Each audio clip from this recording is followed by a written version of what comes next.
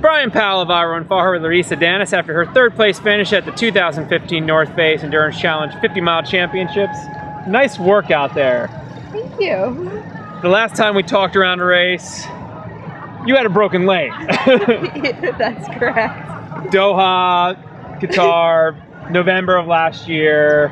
You didn't know it. It's been a really rough last year and change. It's been a pretty wild year, I guess, to say the least. I mean, the first half of the year I was just, focused on recovering because I broke it in Doha and it was a full fracture, and then I stressed the original fracture site doing something non-running related, which was somewhat embarrassing. Wow. And so it was a long road back, and I'm just so thankful to be healthy and running strong again. And you had some false starts along the way too. Yeah? No, not so much. So I mean, I ran my first race back was Mount Washington. Yeah. And that was, it was really just, to get back into the game and to run on a mountain that I love. And I had a good result there. Yeah. And then I actually had a decent string of ultra running. My first ultra back was the 50K, a local one here in the Marin Headlands. And I ended up winning it overall, which is really fun. Yeah. And then I went out to Waldo and I placed top 10 and I was the first woman. And that's a crazy course. I love that race. Nice. It was really nice, had a good flow to it. And then, I was second at U-Rock behind Magda, and then this race came out and I'm like, I've always wanted to run the North Face, but it's never worked, or I've had cast on my leg or whatever, so probably good reason not I was to like, this is a good opportunity this year because it's like I'm actually kind of at my peak right now because I didn't race the first half of the year, so I had a lot of time to just kind of build up and train, and surely that paid off. It did. And you were smart out there today. A lot of the field went out, both men's and women's field. The women's field went out really fast.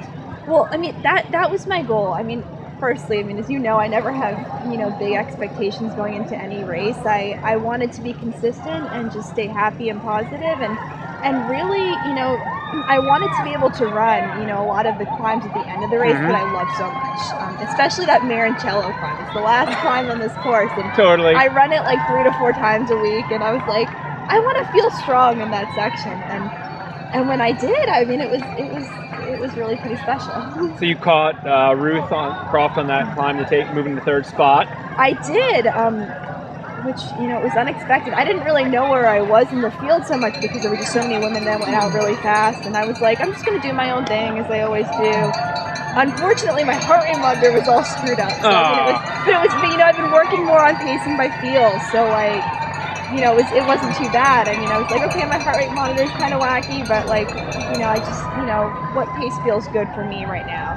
And you were chasing down Ellie, kinda. I wasn't chasing anybody. I was just doing my thing. But I know, okay, you were closing the distance between yourself and unexpectedly. That's the thing, because it was really I started passing other women, I'd say, coming down towards Stinson, and then from Stinson up to Cardiac, and then from Cardiac back to Tennessee Valley. That's when I really started to move up in the field, and but I was just running my own race, and it was just a very natural thing, and but it was also special too because it was really a treat to meet so many women that I talk to online, and I follow their running, and they're huge inspirations to me, and I'd run past and we'd run together for a bit, and it was just really special to just make those connections. Sounds like a pretty all-around great Saturday.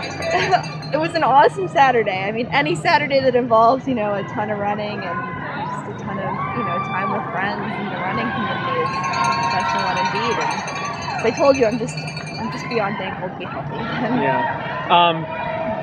To preserve that healthfulness, are you taking a break soon, after this race, or? So it's either going to be after this race or after Bandera, because my big goal is I'd really love to get back in the States again. And that could work. You keep training or keep running for another month. Just use this fitness.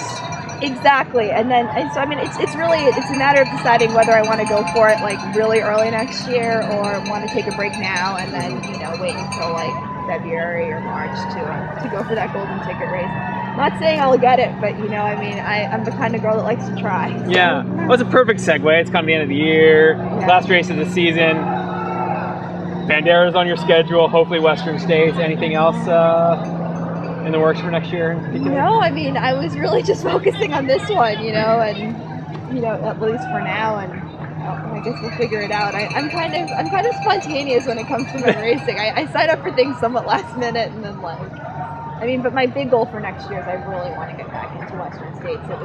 Have you checked the lottery results? I haven't. No, I've already. I have not, and we don't have cell coverage here. And I was already told by friends that do know that I did not get it. Okay. So, I assume that somebody would have found a way to get anybody word. I was hopeful with my 3% chance, but sometimes, you know, you just gotta. Sometimes you gotta circumvent chance and just work your way in, right? Exactly, and I mean, now I have a new adventure ahead and something to plan for. Well, great race, Thank you so much. See you soon. Yeah.